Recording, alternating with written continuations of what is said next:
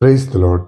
இன்று தேவனுடைய வார்த்தை நீதிமொழிகள் 24 28வது வசனம் விதமாய் சொல்லுகிறது, நியாயமின்றி பிறனுக்கு விரோதமாய் சாட்சியாக ஏற்படாது, உன் உதடுகளின் நாள் வஞ்சகம் பேசாது. நியாயமின்றி பிறனுக்கு விரோதமாய் சாட்சியாக ஏற்படாது, உன் உதடுகளினால் வஞ்சகம் பேசாது.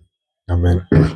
நீதிமொழிகள் நமக்கு வாழ்க்கை அரண்களை ஆண்டவர் பரிசுத்த ஆவியானவர் நமக்கு கட்டளையிட்டு இருக்கிறார். அதுல 24 வசனம் இப்படி இவ்விதமாய் சொல்லுகிறது, நியாயமன்றி பிறனுக்கு விரோதமாய் சாட்சியாக ஏற்படாது.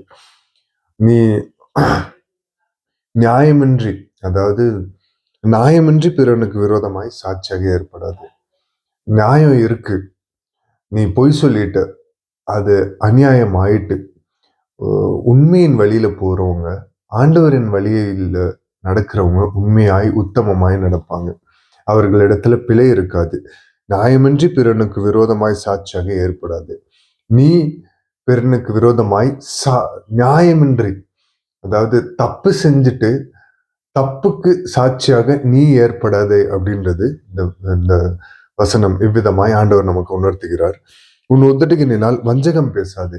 ஆமாங்க, உங்க உதடுகளினால் வஞ்சகம்னா பொய், வன்மம், இந்த மாதிரி வஞ்சகம் பேசாது. பிறனுக்கு விரோதமாய் அவன் அவதூறா, அப்படி இல்லாம வஞ்சகம்னா எரிச்சல் ஊட்டுற மாதிரி, பிறனை கெடுக்கிற மாதிரி உன் வாயிலிருந்து புறப்பட வேண்டாம் என்று ஆண்டவர் இன்றைக்கு உணர்த்துகிறார்.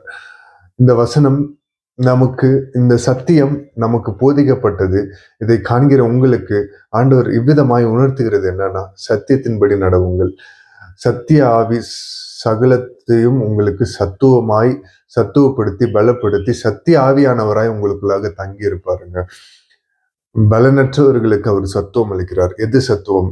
வார்த்தை தான் சத்துவம். அவரின் வழியில நடக்கும்போது, உண்மையாய் உத்தமாய் நடக்கும்போது, மனிதர்கள் எத்தனை பேர் உங்களுக்கு பகைஞராக எழுந்தாலும் ஆண்டவர் உங்களுக்காக ஜெயக்கொடி ஏற்றி, ஆண்டவர் உங்களுக்காக காணாத தெய்வம் உங்களுக்காக அதிசயங்களை காண பண்ணுவார். உங்களோடு கூட இருப்பார். அவர் வாக்கு பண்ணியிருக்கிறார்ல, நான் மரண பரியந்தமும் உம்மோடு கூட இருப்பேன் என்று வாக்கு பண்ணியிருக்கிறாருல்ல. அவர் வாக்கு தத்துவத்துக்கு உண்மையானவர். அவர், நீ பாவம் செஞ்சாலும் உன்னை நேசிக்கிறாரு. ஏன்?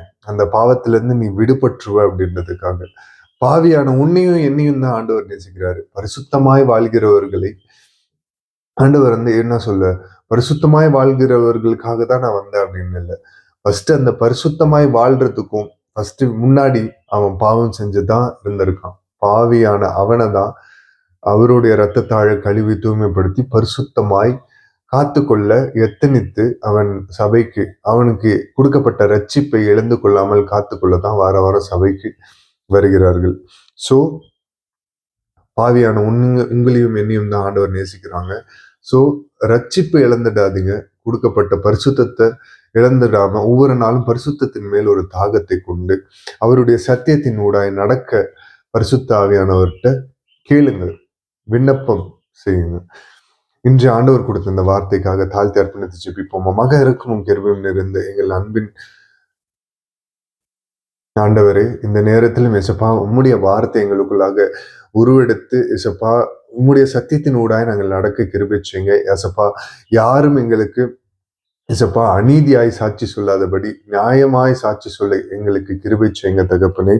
எசப்பா எங்களுடைய உதடுகளினால் நாங்கள் வஞ்சகம் பேசாமல் இசப்பா நன்மையை மட்டும் பேசக்கூடிய உதடுகளாய் இசப்பா எங்களுக்குள்ளாக வார்த்தையை வைத்து வரலுங்க தகப்பனே. பரிசுத்த ஆவியானவர் நீர் வழி நடத்துங்க. உம்முடைய கிருபையின் சத்தியத்தின்படி எங்களுக்கு ஊடாய் நடத்தி செல்லுங்க.